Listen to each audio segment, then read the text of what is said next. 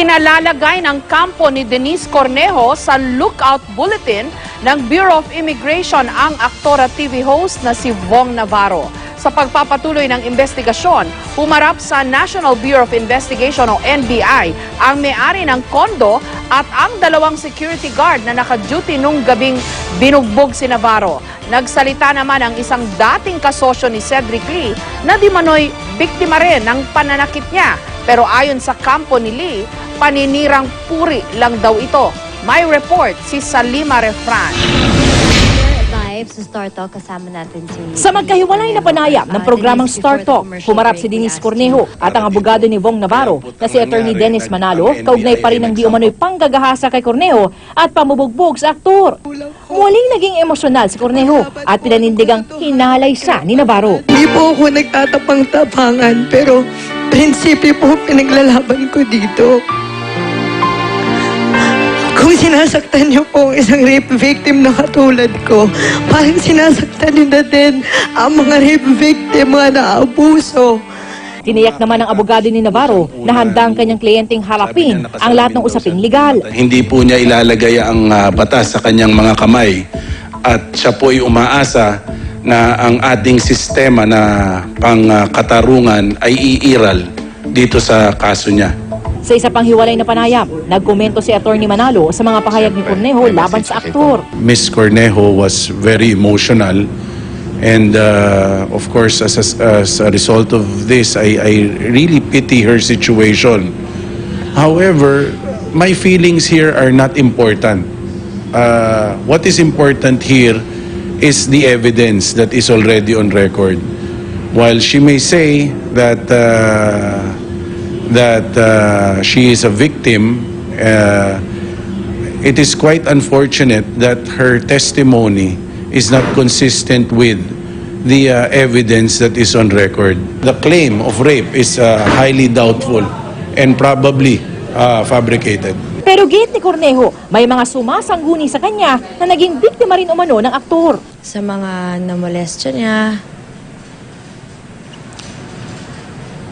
napagsamantalahan, natatakot, nahihiya. Maglalakas loob po ako. Tutulungan ko po sila. Kanina, muling bumalik ang NBI sa condominium unit ni Cornejo, kasamang may-aring si Soledad Ramos. Wala na raw nakitira sa unit dahil hindi na bumalik pa roon si Cornejo. Napag-alaman din ng NBI na hindi pala kay Cornejo pinauupahan ng unit, kundi sa isang Malaysian national na si Greg Binunos. Siya yung unit owner, meron siyang lessee. Tapos yung lessee niya, guest niya si Denise doon. He allowed Denise to stay there for 2 months only. Sinikap ng GMA News na makuha ang pahayag ni Binunos na kasama rin kanina ni Ramos, pero hindi siya nagpaunlak ng panaya. Lumabas rin na 1 linggo pa lang naninirahan sa unit si Cornejo na mangyaring insidente noong January 22. Kinabukasan, inireport ni Cornejo sa security na nilooban ang unit.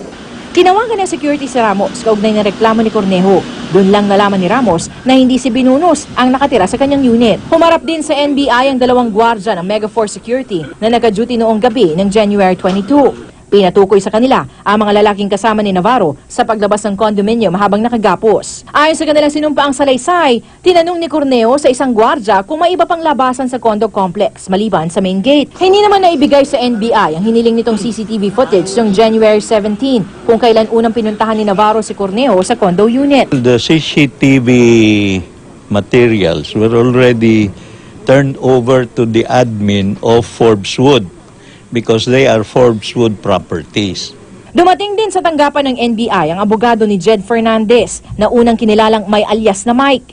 Isa siya sa mga natukoy na kasama nung gabing binugbog si Navarro. Samantala, hindi raw bababa sa 1 buwan ang aabutin bago maghilom ang mga sugat ng aktor. Batay sa medical legal report ng ospital, nagtamo ng sugat sa iba't ibang bahagi ng katawan si Navarro, bukod pa sa mga pasa sa kanyang muka. May nakitang sugat sa kanyang kanang siko, kaliwang braso at likurang bahagi ng kaliwang tuhod. Meron din sa kaliwang binti na posibleng sinaktan gamit ng isang matalas sa bagay. Pero ang mas malubha, may nakita raw na fracture sa kanyang nasal bone at nasal system batay sa CT scan result.